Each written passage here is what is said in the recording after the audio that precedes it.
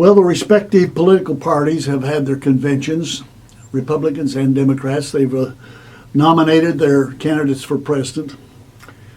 And we await now what many are referring to as a very nasty, combative season of debates and exchanges between the two candidates.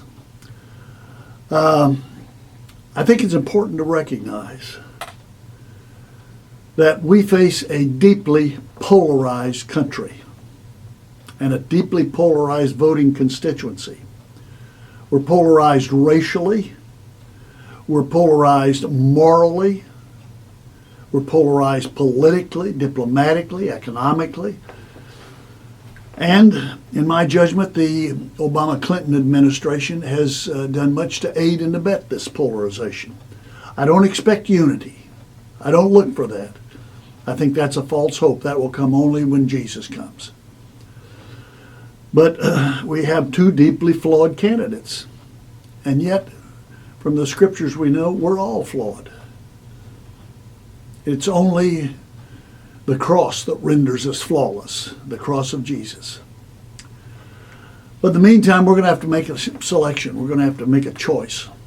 And not to choose is in fact to choose. If you don't vote, that's a vote in itself. But one of the writers that I've identified with in this whole debate and dealing with the election is Derek Green. He's a black man.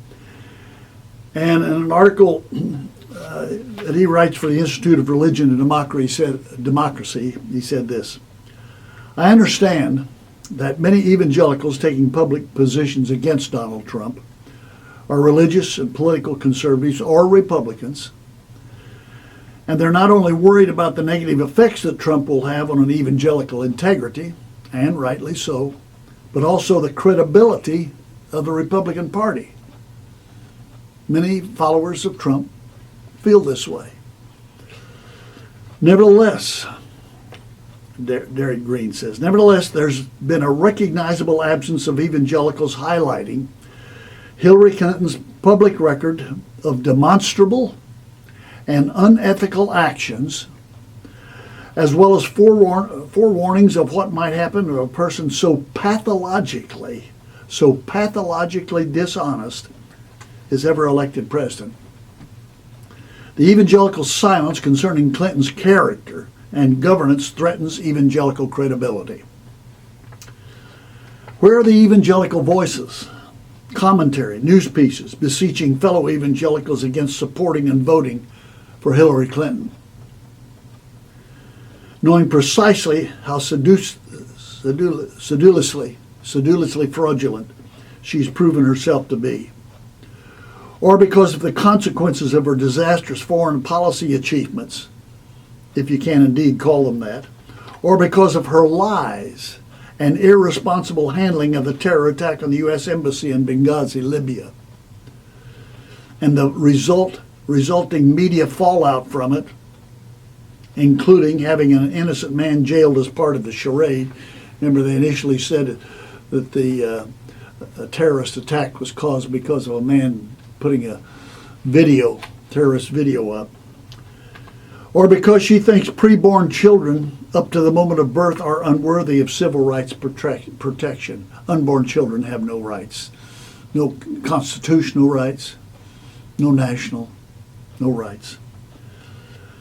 That she's in favor of leftist ideology, conformity at the expense of religious liberty, or, listen to this, or because of the deliberate public character assassinations of multiple women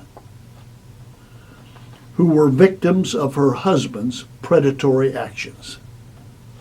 I would submit, and I've said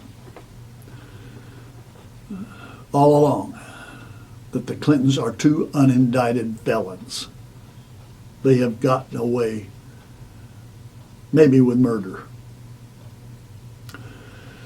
Green concludes, I applaud the evangelical critiques of Donald Trump, but we need less selectivity in our outrage to maintain what's left of Christian moral authority and to maintain an effective evangelical political witness.